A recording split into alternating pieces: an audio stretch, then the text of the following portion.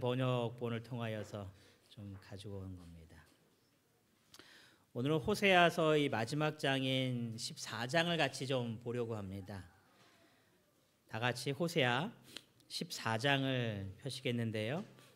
짧은 절이기 때문에 1절부터 9절까지 있는 말씀을 우리 같이 교독하면서 성경을 읽도록 하겠습니다.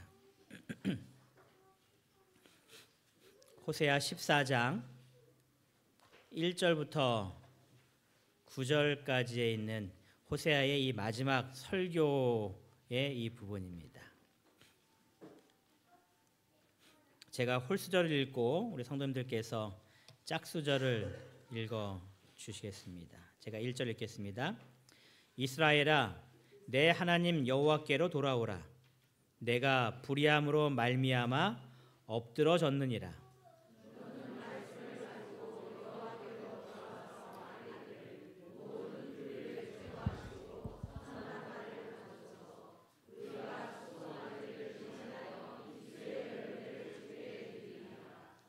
우리가 아수르의 구원을 의지하지 아니하며 말을 타지 아니하며 다시는 우리의 손으로 만든 것을 향하여 너희는 우리의 신이라 하지 아니하오리니 이는 고아가 주로 말미암아 긍휼을 얻음이니이다 할지니라.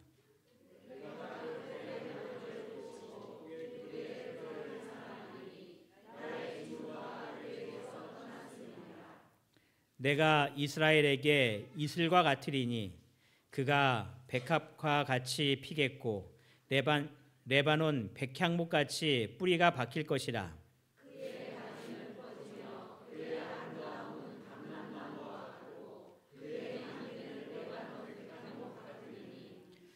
그 그늘 아래 거주하는 자가 돌아올지라. 그들은 곡식같이 풍성할 것이며 포도나무같이 꽃이 필 것이며 그 향기는 레바논의 포도주같이 되리라.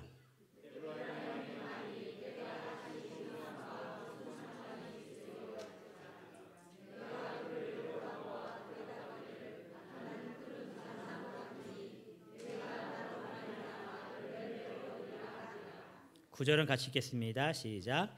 누가 지혜가 있어 이런 일을 깨달으며 누가 총명이 있어 이런 일을 알겠느냐. 여호와의 도는 정직하니 의인은 그 길로 다니거니와 그러나 죄인은 그 길에 걸려 넘어지리라. 아멘. 이 마지막 설교는 돌아오라라는 말로써 이 말씀을 시작하고 있습니다. 이스라엘에게 돌아오라라고 이야기합니다. 다른 설교들은 이스라엘 백성들이 하나님을 떠나서 그로 말미암아 어떠한 어려운 일들을 당할 것인지에 대한 그러한 설교로 중심이 되었다면 이 호세아 14장의 내용은 하나님께 돌아오라고 이야기하면서 우리가 어떠한 모습으로 회개해야 할지 또 우리가 하나님 안에 머무는 것이 우리의 삶 속에 얼마나 큰 은혜인지를 강조하면서 설교를 마치는 것이 이 호세아 14장의 마지막 설교의 모습입니다. 하나님 품에서 떠난 이스라엘 향해서 돌아오라고 부르십니다. 근데 이 구절 읽다가 어떤 생각이 들었냐면 나는 떠나진 않았는데 그러면 이 구절은 나하고는 별로 상관이 없는 것인가 라는 생각을 좀 하게 되었습니다.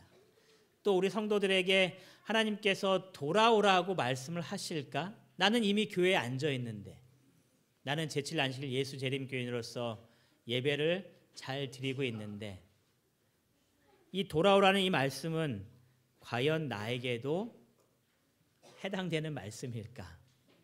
그러다가 이런 생각이 드는 겁니다. 그럼 나는 하나님 뜻 안에 온전히 머무르고 있는가? 나는 과연 내 삶의 모습이 하나님께서 말씀하신 그 말씀대로 온전히 순종하며 살고 있는가? 그러는 가운데서 내 자신의 마음속에 때때로 세상을 더 붙들고 세상을 의지하고 또 때때로 하나님의 말씀에 온전히 순종하지 못하는 이런 모습들을 보면서 역시 하나님께서는 나에게도 똑같이 이 호세아의 말씀을 통하여서 돌아오라고 말씀하시는구나 라고 생각을 좀 하게 되었습니다. 14장 1절은 하나님께서 그들에게 돌아오라고 말씀하시면서 너희는 지금 불의함으로 말미암아 엎드러졌다라고 이야기합니다. 우리가 신앙 안에서 온전히 살아야 하지만 때때로 우리의 모습 가운데 있는 그런 죄악의 본성의 모습 속에서 엎드려지고 넘어지고 죄악 가운데 빠져 있는 우리들의 연약한 모습을 우리가 보게 됩니다. 그때에 우리의 회복을 위해서 하나님께서 우리에게 돌아오라라고 말씀을 합니다. 그래서 우리가 하나님께 나의 모습을 이제 주님께 온전히 드리기 위하여 돌아오라는 이 말씀에 응답하여 하나님께 돌아오면 하나님께서 어떠한 일들을 이루실지에 대해서 이렇게 이야기합니다. 14장 2절에 여호와께로 돌아와 아뢰기를 모든 불의를 제거하시고라고 하나님께 고하라 이렇게 이야기합니다. 우리에게 말씀하시기를 너의 모든 불의를 스스로 제거하고 주님께 돌아와라라고 말씀하시는 것이 아니라 돌아와서 뭐라고 기도하라는 거예요? 나의 모든 불의를 제거해 주세요라고 하나님께 기도하라는 겁니다. 그것이 똑같이 14장 4절에 이렇게 이야기하십니다. 너희가 내게로 돌아올 때 하나님께서 말씀하시기를 내가 그들의 반역을 뭐 해주시겠대요? 고쳐주시겠다라는 겁니다. 하나님께서 우리에게 돌아오라고 말씀하실 때에 너의 모든 부족한 모습들을 다 고친 다음에 내 앞에 왔을 때에 너희들의 연약한 모습이 이제 하나도 보이지 않을 그럴 때에 내게 오라라고 말씀하시는 것이 아니라 부족하고 연약하고 때때로 넘어지는 그러한 모습을 가지고 있지만 그러한 모습 그대로 오라는 겁니다. 그리고 뭐 하라는 거예요? 하나님께 고하라는 겁니다. 하나님 나의 불의를 제거해 주세요라고 기도하라는 겁니다. 그때 하나님께서 나의 반역의 모습, 나의 하나님께로부터 뒤돌아서 있는 그러한 모습, 하나님의 뜻이 아닌 세상을 향하여 나아가고 있던 내 마음의 본질의 모습을 하나님께서 고쳐주시겠다고 약속하고 있는 겁니다. 여러분의 삶 속에 내가 부족한 것이 있다면 하나님의 이 호소에 응답하셔서 주님께 돌아오신 다음에 주님께 기도하시기 바랍니다. 하나님 나의 이러한 연약한 모습을 고쳐주세요라고 기도하시기 바랍니다. 하나님께서 이러한 불의를 제거해달라고 하나님께 아뢰면 하나님께서 나의 모든 것들을 고쳐주시겠다고 분명히 약속하고 있습니다. 우리의 모습 속에서 이러한 연약한 모습을 주님께 고함으로 내 모습이 하나님 보시기에 더욱더 합당한 자의 모습으로 살게 되시는 우리 신앙의 삶을 사시는 우리 모든 성도님 되시기를 바랍니다. 이렇게 하나님께 돌아오면 하나님께서 우리를 다 변화시켜 주시겠다고 약속하시는데 하나님께 돌아갈 때에 출애굽기에 이런 말씀을 하십니다. 빈손으로 내 앞에 나오지 말지니라. 여러분은 오늘 무엇을 가지고 하나님 앞에 나오셨습니까? 하나님께서 분명히 말씀하시기를 내 앞에 나올 때에 빈손으로 오지 말라라고 이야기합니다. 여러분 나는 과연 무엇을 가지고 오늘 이 자리에 주님 앞에 나오셨나요? 또 우리는 무엇을 가지고 주님 앞에 나와야 할까요? 미가서 6장 6절부터 7절은 이렇게 고민합니다. 내가 무엇을 가지고 여호와 앞에 나아가며 높으신 하나님께 경배할까? 빈손으로 나오지 말라고 말씀하셨기 때문에 아마 고민하는 것 같습니다. 내가 무엇을 가지고 여호와 앞에 나아가야 할까? 우리가 높으신 하나님께 예배해야 되는데 무엇을 가지고 가면 좋을까? 그러면서 이렇게 말합니다. 내가 번제물로 1년 된 송아지를 가지고 그 앞에 나아갈까? 여러분 1년 된 송아지라는 것이 작은 예물을 얘기하는 것이 아닙니다. 이스라엘 백성들이 전체적으로 잘못을 하나님 앞에 고할 때에 어떠한 제사의 제물을 드렸냐면은 송아지의 제물을 드렸습니다. 내 개인적인 죄를 위하여서는 양이나 또는 경제에 맞춰서 비둘기나 아니면 고운 가루를 통해서 하나님께 나왔지만 이스라엘 백성 전체를 위하여 하나님 앞에 죄를 고백할 때는 이 송아지를 드리고 죄를 고백하는 제사가 있습니다. 즉 이 개인이 하나님 앞에 나아갈 때에 1년 된 송아지를 가지고 그 앞에 나가겠다는 말은 그가 작은 것을 가지고 나오겠다는 말은 아니었습니다. 7절에 또한 이렇게 이야기합니다. 여호와께서 천천의 수양이나 만만의 강물 같은 기름을 기뻐하실까? 내 허물을 위하여 내 마다들을 얘기하고 있는 거예요. 내 영혼의 죄로 말미암아 내 몸의 열매는 자녀들을 이야기하는 겁니다. 몸의 열매를 드릴까? 어떤 것을 주님께 가지고 나가야 할까? 어떤 것을 주님께 드려야 될까? 이 선지자가 지금 고민하고 있는 겁니다. 여러분은 과연 무엇을 가지고 주님 앞에 나오고 계십니까? 우리가 무엇을 가지고 주님 앞에 가야 주님께서 내 경배를 받으시고 기뻐하실까요? 하나님께서 내가 주님 앞에 나오는 이 내 모습을 보시면서 하나님 마음속에 기뻐하시고 우리들의 예배를 받으실 만한 그러한 합당한 예배의 모습으로 이루어질 수 있을까요? 다 같이 시편 69편 30장과 31절을 좀 찾아보시겠습니다. 우리가 하나님께 돌아갈 때에 무엇을 가져가면 참 좋을까? 시편 69편 30절과 31절을 우리 찾으신 다음에 같이 말씀을 읽도록 하겠습니다.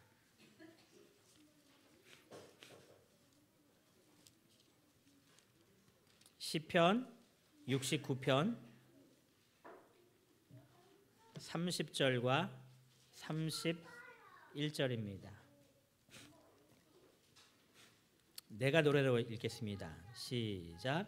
내가 노래로 하나님의 이름을 찬송하며 감사함으로 하나님을 위대하시다 하리니 이것이 곧 소뿔과 굽이 있는 황소를 드림보다 여호와를 더욱 기쁘시게 함이 될 것이라. 여기 31절에 보니까 소, 곧 뿔과 굽이 있는 황소를 드린다라고 이야기합니다. 그러니까 이게 작은 게 아니라는 거죠. 엄청 크고 정말 세상적으로 봤을 때 가장 귀하다고 말할 수 있는 그런 것을 드린다라고 이야기합니다. 그런데 여호와께서 더욱 기뻐하시는 것은 이것이 아니라 무엇을 더욱 기뻐하신다고 이야기하는 거예요? 내가 노래로 하나님의 이름을 찬송하며. 여러분이 주님의 성전에 나올 때에 내 마음속에 하나님을 찬송하는 이 감사의 마음으로 주님 앞에 나오는 그 모습을 이야기하는 겁니다. 하나님께서 나의 삶을 지켜주시고 인도하시고 나를 사랑하시고 아껴주시는 그 모든 것들을 바라보면서 주님의 성전에 나올 때에 주님을 찬양하는 겁니다. 하나님께서 내게 베풀어 주신 에 감사하며 그 감사를 기억하여 주님께 기도드리고 주님께 그 감사를 고백하면 그 모습을 하나님께서 어떠한 예물보다 더 뭐 하신다라는 거예요? 기쁘게 받으신다라는 겁니다. 여러분 주님의 전에 오늘 나오실 때에 그런 감사의 찬양과 하나님의 은혜에 너무나 감동된 그 모습으로 주님 앞에 나오셨습니까? 우리가 주님 앞에 나올 때에 무엇을 가지고 나와야 하는지에 대해서 성경은 주님께 감사로 찬송하라라고 이야기합니다. 매 안식일 또 주님 앞에 나아갈 때에 주님께서 우리에게 가장 원하시는 것은 어떠한 거대한 예물의 모습이 아니라 진정된 마음속에 하나님께 감사하고 사랑을 표하는 그 모습임을 꼭 기억하게 되시기를 간절히 바랍니다. 무엇을 가져가면 좋을까에 대해서 또 요엘 2장 13절은 우리들에게 이렇게 이야기하십니다. 다 같이 요엘 2장 13절에 있는 말씀을 다 같이 찾아보시겠습니다.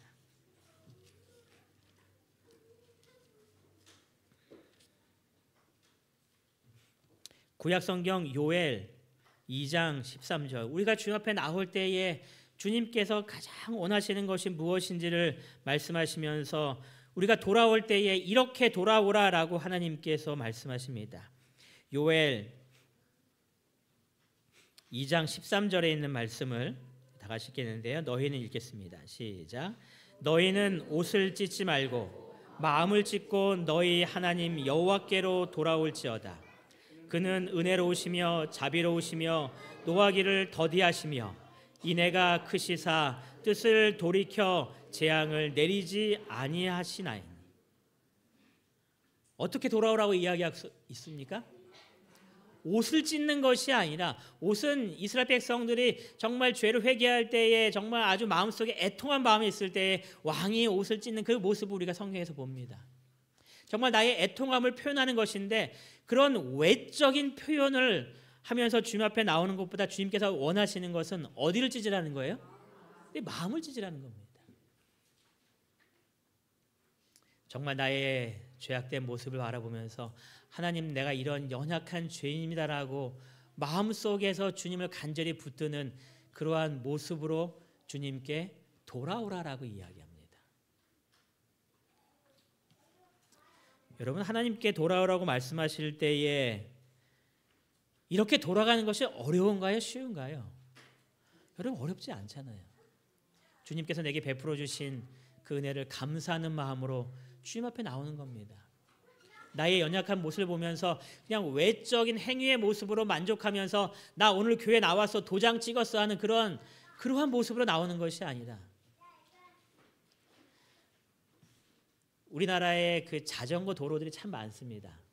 근데 많을 뿐만 아니라 지금은 잘 안 하는데, 예전에는 그 곳곳마다 도장을 찍어서 인증받는 인증센터가 있었어요.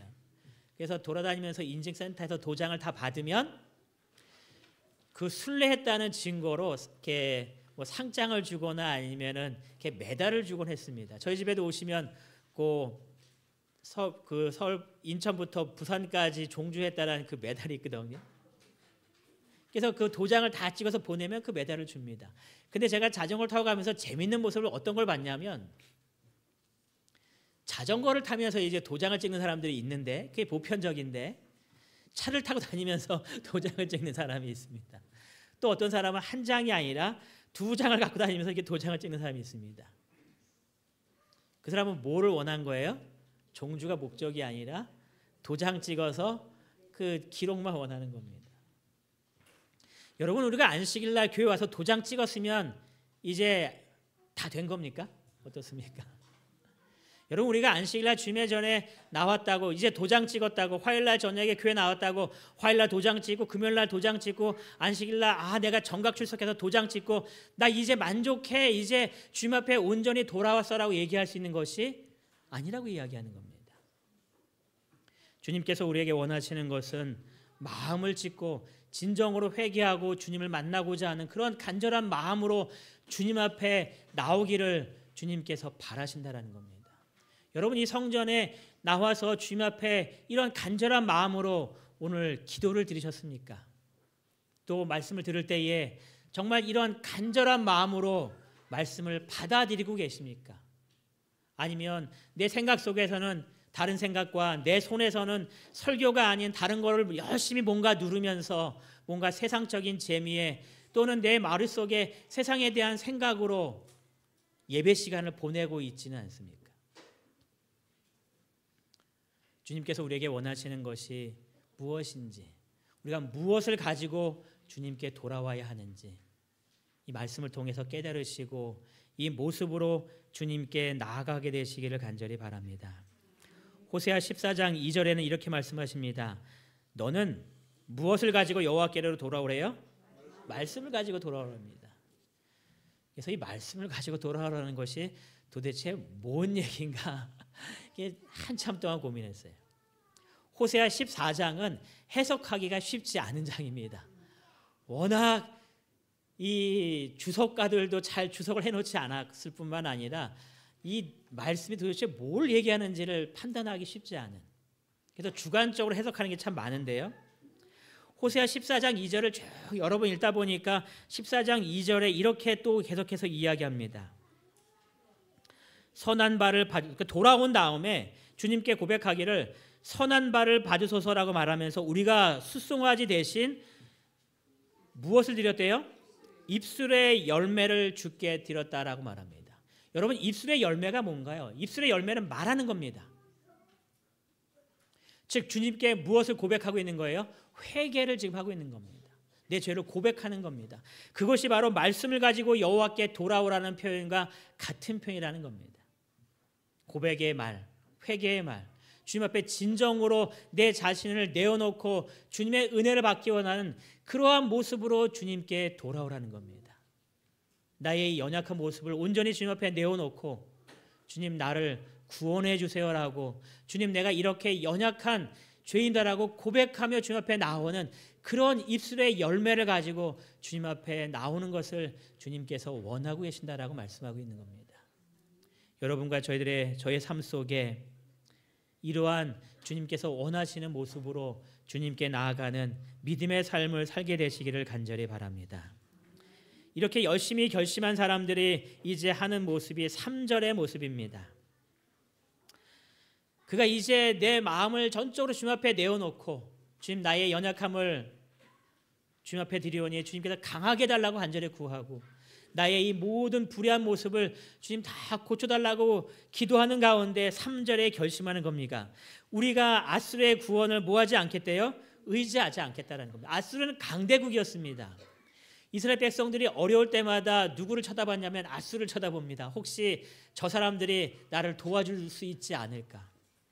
또 여기 보면 말을 타지 않겠다라고 결심합니다. 이 말을 타지 않겠다라는 것은 두 가지 해석입니다. 첫 번째는 이 말들은 애굽에서 다 수입했다라고 이야기해요. 그래서 애굽을 의지하지 않겠다라는 뜻을 첫 번째로 이야기합니다. 내가 아수르를 의지하지도 않겠고 나에게 도움을 줄 수 있는 애굽을 더 이상 의지하지 않겠다라는 이야기입니다. 왜냐하면 그것을 의지해 봤는데 그들은 전적으로 자신의 유익을 위해서만 우리를 도와주지 나를 사랑하기 때문에 도와주는 것은 아니라는 겁니다. 여러분, 우리가 세상에 무언가를 의지하고 우상들을 바라볼 때에 그것이 나를 진정으로 사랑하기 때문에 도와주진 않습니다. 누가 예전에 재밌는 이야기로 이런 이야기를 합니다. 우리의 자녀들이 오락실에 갑니다. 막 돈을 들여서 이제 열심히 오락을 합니다. 그럼 오락실 주인이 우리의 머리를 쓰다듬어 주면서 야, 참 너 이쁘다, 착하다, 내일도 또 와라. 열심히 하고 계속 하니까 먹을 것도 갖다 주면서 힘든데 먹을 것도 먹으면서 열심히 해라고 계속 격려해 줍니다. 그 아이가 그 다음 날부터 오는데 돈 한 푼 가지고 오지도 않으면서 아저씨가 저를 사랑하니 오락 계속 하게 해주세요라고 얘기하면 그 주인이 기뻐할까요? 아니요, 기뻐하지 않습니다. 세상은 여러분들의 모습을 진정으로 사랑하기 때문에 도와주질 않습니다. 사단이 여러분을 정말 사랑하기 때문에 자신의 가지고 있는 모든 것들을 동원해서 여러분은 도와주기 원할까요? 아니요, 결코 그렇지 않습니다. 그래서 그들이 이제 깨달은 겁니다. 아수르를 의지하는 것이, 애굽을 의지하는 것이 얼마나 덧없는 삶이었다는 것을 그들이 발견하기 시작하는 겁니다. 그래서 그들이 고백하는 겁니다. 내가 다시는 아수르의 구원을 의지하지도 않겠고 말을 타지도 않으면서 애굽을 의지하는 삶을 살지 않겠다고. 그럼 이제 누구만 바라보겠다는 삶이에요? 하나님만 바라보겠다는 결심인 겁니다. 이 애굽의 그 말을 타지 않겠다는 이야기는 두 번째로 그겁니다. 이제 군사력으로 예전에 뛰어다녔는데 이제 말을 타고 다니는 겁니다. 그러면 말을 타고 다니는 사람이 전쟁에서 더 승리할까요? 아니면 뛰어다니는 사람이 승리할까요? 말을 타고 다니는 사람이 승리할 거 아닙니까? 즉 우리의 군사력이 충분하다는 그런 이야기입니다. 누구의 도움을 구하지 않아도 내 힘으로도 충분히 그를 다 이겨낼 수 있는 능력이 있다는 겁니다. 그럼 그 사람은 누구를 지금 믿겠다라는 거예요? 내가 가지고 있는 뭔가 힘을 의지하겠다는 그런 이야기입니다. 세상을 의지하지 않겠다라고 얘기했을 뿐만 아니라 내 힘도 역시 나를 의지하지 않겠다는 겁니다. 나는 이만큼 준비했기 때문에 이제 아무런 걱정이 없어. 그거 의지하지 않겠다는 겁니다. 내게 아무리 많은 것이 있다 할지라도 그것을 바라보는 것이 아니라 전적으로 하나님만을 바라보겠다라는 것이 이 호세아 14장 3절의 고백인 겁니다. 여러분, 이 땅에 살면서 내가 저축해 놓은 것들, 내가 준비해 놓은 것들 또는 내 능력을 결코 의지하지 말게 되시기를 바랍니다. 다시는 우리의 손으로 만든 것을 향하여 너희를 우리의 신이라고 부르지 않으면서 전적으로 하나님만을 나의 신으로 삼고 하나님을 삼겠다라는 그러한 고백입니다. 여러분, 우리가 그러한 마음으로 주님께 돌아와서 결심했을 때에 우리들의 삶이 얼마나 행복한지를 말합니다. 3절에 고아가라고 표현합니다. 여러분, 고아라는 것은 실질적인 고아라는 의미도 있지만 어떠한 의미를 가지고 있냐면 이런 작은 병아리들이 들판을 막 걷고 있습니다. 안전할까요? 불안할까요? 불안하죠. 나를 누군가가 지켜주고 도와줘야 되는데, 여러분 고아란 표현은 바로 그러한 표현입니다. 누군가 나를 도와줘야 되는데 도움을 받을 수 있는 것이 있다는 얘기 없다라는 얘기예요? 없다라는 이야기입니다. 내가 전에 세상에 살 때에는 아무도 나를 도와줄 사람이 없었는데 이제 보니까 고아가 주로 말미암아 국률을 얻었다라고 말합니다. 이제는 나를 도와주는 사람이 전혀 없는 것이 아니라 주께서 나를 도와주시고 내 옆에서 나의 모든 것들을 챙겨주시는 은혜로운 삶을 살게 되었다라고 고백하는 겁니다. 마치 병아리들 옆에서 어미닭이 있으면 모든 적이 쳐들어와서 자기의 목숨을 걸고 싸워주는 것처럼 나를 위하여 모든 것들을 대신할 수 있는 그 하나님이 이제 나의 하나님이 되었다라는 그러한 간절한 고백인 겁니다. 여러분, 이러한 사람들이 더욱더 행복한 사람이라는 것을 기억하시기 바랍니다. 고아처럼 내 자신을 의지하고 또는 내 자신의 옆에 있는 세상에 무언가 힘 있는 것을 의지하는 것이 아니라 나를 전적으로 사랑으로 돌봐주시는 하나님이 계신다라는 것, 그것이 내 인생의 가장 행복한 길이라는 겁니다. 5절은 그 삶을 이렇게 또한 표현하는 겁니다. 내가 이스라엘에게 이슬과 같으리니. 이슬은 두 가지의 해석을 합니다. 긍정적일 때와 부정적일 때 해석이 있습니다. 부정적인 해석이 있을 때는 아침 해가 뜨면 싹 사라지는 그러한 이슬입니다. 순간적으로 오래 지탱할 수 없는. 근데 두 번째 축복에 대해서 이슬을 얘기할 때는 이런 모습입니다. 이스라엘 지역은 건기와 우기로만 이루어져 있다라고 이야기를 해요. 건기는 아주 비도 내리지 않는 다 말라버리는 그러한 환경입니다. 여러분, 그렇게 비가 내리지 않는 건기 가운데서도 이렇게 식물이 살아요? 또 짐승들도 삽니다. 비가 내리지 않는데 어떻게 살까요? 네? 제가 농사를 한 번도 지어보지 않았는데 언제 알게 됐냐면 이렇게 땅에 심은 것과 화분에 심은 것은 차이가 많더라고요. 땅에 심은 것은 제가 오랫동안 휴가를 갔다 와도 잘 자라고 있는데 화분에 심은 것들은 오랫동안 휴가를 다녀오면 얘는 거의 죽어 있습니다. 차이가 뭔가요? 똑같이 흙에 심었는데. 들판에 있는 것은 이슬이 쫙 내리면서 모든 수분을 다 공급해 줍니다. 근데 화분에 심어 놓으니까 물을 주지 않으면 이게 지탱할 수가 없는 거예요. 여러분, 매일 물을 주시겠습니까? 아니면 들판에 이슬처럼 하나님의 이슬을 공급받는 것이 훨씬 더 행복한 삶이겠습니까? 이슬을 받는 거죠. 하나님께서 말씀하시기를 내가 너희들에게 이슬과 같겠다고 말씀하시는 겁니다. 내 삶의 필요를 쫙 채워주시는 겁니다. 그래서 전혀 걱정할 필요 없이 아침마다 이슬을 통하여서 모든 수분이 다 공급되는 겁니다. 여러분의 삶이 주님 안에 있을 때에 그러한 은혜라는 겁니다. 5절에 말씀하시기를 그가 백합화같이 피겠다라고 이야기합니다. 제가 뭐 꽃 이런 거 잘 몰라서 도대체 백합화는 어떠한 그림일까 봤더니 이제 저런 꽃을 이제 백합화라고 이제 얘기를 하죠. 이스라엘 지역에 이 백합화가 흔한 꽃이었나 봅니다. 그래서 예수님께서 말씀하실 때에 들에 백합화를 보라 이렇게 말씀하시거든요. 그러니까 흔하게 피는 꽃인 것 같습니다. 그런데 이 꽃이 정말 아름다운 꽃이었던 것 같습니다. 솔로몬이 자기가 사랑하는 여인에 대하여 묘사할 때에 아가서에 보니까 그의 입술은 백합화 같고라고 이야기합니다. 그러니까 내가 사랑하는 사람이 얼마나 아름다운지를 막 묘사하고 싶은데 그의 입술을 묘사하면서 우리는 어떤 입술이 예쁘다고 해요? 앵두 같은. 근데 솔로몬이 표현하는 거 보니까 그 입술은 백합화 같다 이렇게 이야기합니다. 그럴지도 모르겠어요. 가장 아름다운 꽃이라고 이야기하죠. 근데 이것이 얼마나 아름다운지 예수님께서 이렇게 비교합니다. 솔로몬의 모든 영광으로 입은 것이 이 꽃 하나만큼 훌륭하지 못하였느니라. 솔로몬이 입고 있는 아주 아름다운 모든 옷들도 백합화보다 아름답지 않다라는 겁니다. 근데 주님께서 말씀하시기를 그가 백합같이 피겠다라는 이야기입니다. 우리들의 모습이 정말 아름답고 어디에 내놔도 부족함 없는 그러한 모습으로 하나님께서 우리를 만들어 주시겠다고 약속하시는 겁니다. 또 5절은 계속해서 이야기하기를 레바논 백향목 같이 뿌리가 박힐 것이다. 처음에 이 성경절 읽었을 때는 도대체 백합화, 그다음 백향목, 도대체 이게 감람나무, 포도나무 도대체 뭘 말하는가 의미를 알 수가 없었는데 이 하나하나를 찾아보니까 하나님께서 우리를 정말 얼마나 아름답고 얼마나 위대하고 귀하게 만드시는지를 표현하기 위한 하나하나가 바로 이러한 표현이었습니다. 이 백향목이 여러 백향목이 있는데 이 성경에는 특별히 어디 백향목이라고 얘기하고 있냐면은 레바논 백향목이라고 이야기합니다. 이 레바논 지역에 대한 이 기록을 찾아보니까 이러한 이야기를 합니다.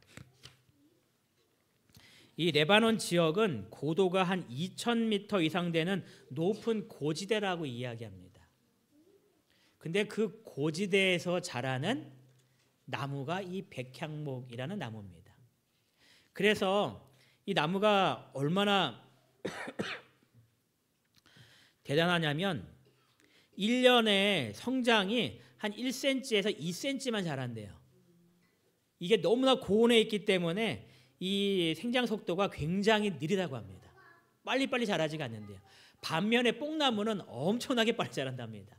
우리가 예수님을 만나러 왔을 때 삭개오가 뽕나무 위에 올라가잖아요. 이 뽕나무는 아주 그냥 평범한 나무라고 해요. 그래서 그 나무는 그냥 잘라서 집지를 떼어 쓸 수 있는 가장 저렴하고 평범한 나무인데 이 백향목은 레바논 백향목은 구하기도 어려울 뿐만 아니라 성장 속도도 느려서 굉장히 값비싼 그런 나무라고 합니다. 그런데 이 백향목이 얼마까지 자라냐면 높이가 한 40m까지 올라간대요. 그리고 이 나무가 이 추운 데서 아주 천천히 자라기 때문에 굉장히 단단한 나무일 뿐만 아니라 이 나무는 꺾여지지 않고 이렇게 바르게 이렇게 곧장 이렇게 자란대요. 그래서 이 나무는 그냥 잘라내면 바로 기둥으로 쓸 수 있을 만큼 아주 훌륭한 나무라고 합니다. 그래서 성경에 보면 성소를 지을 때는 십dim나무를 이용해서 성소의 모든 나무들을 사용했습니다. 지난주에 우리 최호선 장로님이 성지 갔다 왔는데 십dim나무가 이겁니다 하고 쫙 보이셨는데 정말 황량한 광야에 하나 자라있는 그 나무. 하지만 그런 황량함 속에서 잘 자랄 수 있었기 때문에 이 광야에서 쉽게 구할 수 있는 나무였다라고 해요. 그래서 처음에 성소를 지을 때는 그 십dim나무를 이용했습니다. 그런데 이제 정착해서 솔로몬이 성전을 지을 때는 여러분이 성경을 읽어서 아시는 대로 레바논의 백향목을 이용해서 성전을 짓습니다. 운반하기 어려웠기 때문에 이 물을 통해서 쫙 내려오면은 이 물을 통해서 건져 올려서 이 나무를 사용해서 이 성전을 지었습니다. 그만큼 아주 값비싸고 아주 훌륭한 제목으로 쓰이는 것이 이 레바논의 백향목이라고 이야기하는 겁니다. 우리에 대해서 이야기하면서 하나님께서 우리를 어떻게 만들어 줄 거냐면은 주님 품 안에 머물러 있을 때에 주님께로 돌아왔을 때에 레바논의 백향목 같이 뿌리가 깊이 박혀서 전혀 흔들림 없이 가장 훌륭하고 가장 멋진 나무처럼 너희의 삶을 하나님께서 만들어 주시겠다라고 약속하는 겁니다. 그러니까 주님께서 돌아온 자들에 대해서 어떠한 삶의 모습으로 하나님께서 아름답게 우리를 만들어 주실지에 대해서 하나하나 다 설명하는 겁니다. 그의 향기는 레바논의 백향목 같다라고 이야기합니다. 이 레바논의 백향목은 흠집이 났을 때 거기서 향기가 나오는데 이 향기는 우리 사람의 신신의 안정뿐만 아니라 이 병들을 치료할 수 있는 그러한 향기이기 때문에 가장 귀하게 쓰이는 약재 중에 하나라고 이야기합니다. 여러분의 삶의 모습이 나로부터 품어져 나오는 향기가 세상 사람들에게 향기롭고 세상 사람들의 마음속에 뭔가 치료할 수 있는 그러한 아름다운 향기로운 모습이 여러분들의 모습을 통해서 나온다는 이야기입니다. 내 주변의 사람들이 나를 보면서 야 정말 저 사람 행복하구나를 바라보면서 나도 행복했으면 좋겠다라는 그러한 모습이 여러분을 통해서 흘러나올 수 있도록 하나님께서 만드시겠다라는 약속인 겁니다. 우리가 그 주님 안에 머물 때에 그의 가지는 퍼지며라고 이야기합니다. 나의 영향력이 점점 바깥으로 넓어지는 그 모습을 이야기하는 겁니다. 나의 영향력이 이만큼이었는데 주님께로 돌아와서 주님 안에 머물 때에 우리의 삶을 더 많은 영향력들을 통하여서 내 주변의 사람들이 그 하나님을 알게 되는 놀라운 역사가 일어난다는 겁니다. 그의 아름다움은 감람나무와 같고 이 감람나무는 올리브 나무를 이야기합니다. 열매가 있고 기름이 있고 가장 쓸모가 있는 그러한 나무. 하나님께서 여러분과 저를 이렇게 변화시켜 주시겠다고 약속하는 겁니다. 주님 안에 품 안에 있을 때에 하나님의 은혜로 우리를 이렇게 인도해 주시겠다고 약속하는 겁니다. 여러분, 그래서 우리가 주님께로 돌아오는 것이 가장 행복한 삶을 사는 길임을 꼭 기억하게 되시기를 간절히 바랍니다. 이런 삶을 경험하기 때문에 호세아 14장 8절에 이렇게 고백하는 겁니다. 에브라임의 말이 내가 다시 우상과 무슨 상관이 있으리요. 삶을 통해서 경험하는 겁니다. 하나님 안에 머무르는 것이 이렇게 좋은데 내가 왜 우상에게 나의 모든 것들을 바치겠는가. 그러면서 이제는 오직 주님만 섬기겠다라는 그런 고백을 하는 겁니다. 그때 하나님께서 이렇게 말씀하시죠. 나는 푸른 잣나무 같으니 내가 나로 말미암아 무엇을 얻겠다고요? 열매를 얻겠다. 우리 삶 속에 하나님의 품 안에 머무는 것, 주님께 돌아와서 사는 것이 이렇게 우리에게 행복이라는 것을 깨달은 다음에 나는 더 이상 세상을 바라보지 않고 오직 주님만 바라보겠습니다라고 결심하고 주님께 나올 때에 주님께서 하시는 마지막 말씀이 나는 푸른 잣나무 같은데 너는 내게서 열매를 맺겠다라고. 이 말씀은 예수님의 이러한 말씀 같습니다. 나는 포도나무요 너희는 가지니 그가 내 안에 내가 그 안에 거하면 사람이 무엇을 하게 된대요? 열매를 많이 맺나니. 우리의 결심을 통하여서 주님 안에 머무는 그러한 삶을 통하여서 열매를 많이 얻는 그런 그리스도인들 되시길 바랍니다. 품성의 열매가 될 수 있고요. 여러분의 삶 속에 하나님께서 베풀어 주시는 세상적인 수많은 열매일 수도 있고요. 주님 안에서 주님께서 주시는 그 은혜로 더욱더 여러분들과 저의 삶이 행복하고 평화롭고 기쁨의 삶이 되기를 간절히 바랍니다. 이런 모든 말씀 때문에 호세아가 마지막에 이렇게 설교를 마칩니다. 누가 지혜가 있어 이런 일을 깨달으며 누가 총명이 있어 이런 일을 알겠느냐. 지혜로운 주의 백성들 되시기를 바랍니다. 총명한 선택으로 주님을 온전히 선택할 수 있는 그러한 삶을 선택하셔서 주님께서 우리에게 약속하신 주님의 그 모든 약속들을 내 삶 속에서 하나하나 경험하게 되심으로 우리도 똑같이 에브라임처럼 내가 다시는 우상을 바라보지 아니하고 오직 하나님만 바라보는 것이 내 삶의 큰 축복이라고 고백할 수 있는 여러분과 제가 되시길 바라면서 오늘 말씀을 마치겠습니다.